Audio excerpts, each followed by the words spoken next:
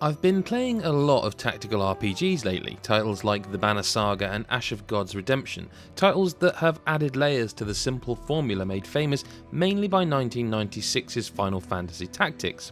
So it's safe to say that I approached the Dark Crystal Age of Resistance Tactics with a fairly level head, having recently stared down my share of hefty challenges from its genre peers.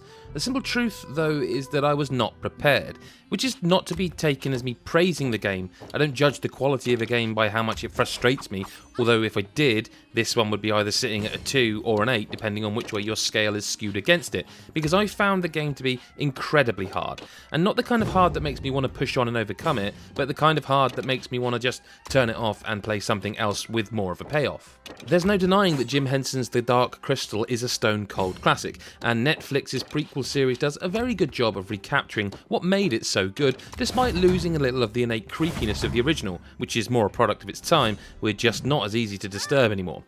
This game attempts to build a tactics game set in that world, using elements from both the film and series to build encounters and inform the narrative.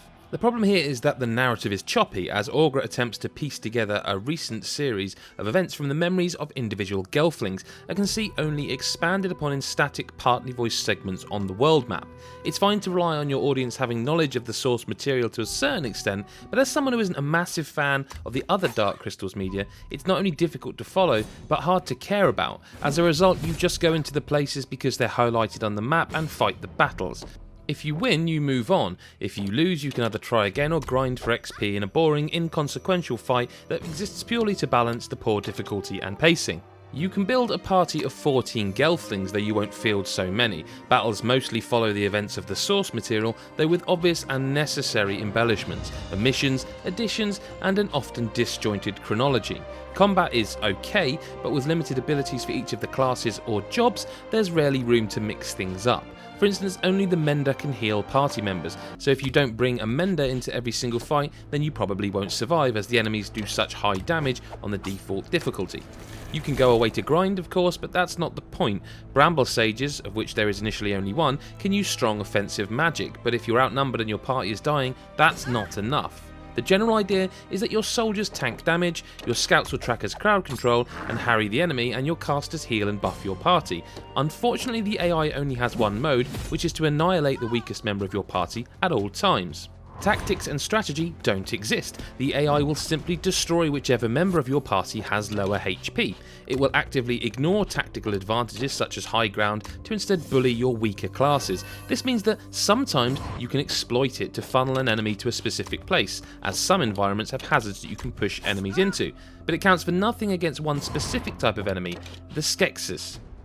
In the Dark Crystal Age of Resistance Tactics, this enemy lives up to their nightmarish appearance and legacy by taking on the role of nigh unkillable bosses. They have extra attacks per round, can destroy even a shielded party member in 3 hits, have area of effect attacks, stuns, higher evasion values. Sometimes they spawn with healers and already have incredibly high HP. I struggled with one for so long, even after grinding, that I had to drop the difficulty to story to continue, and it still took a few attempts.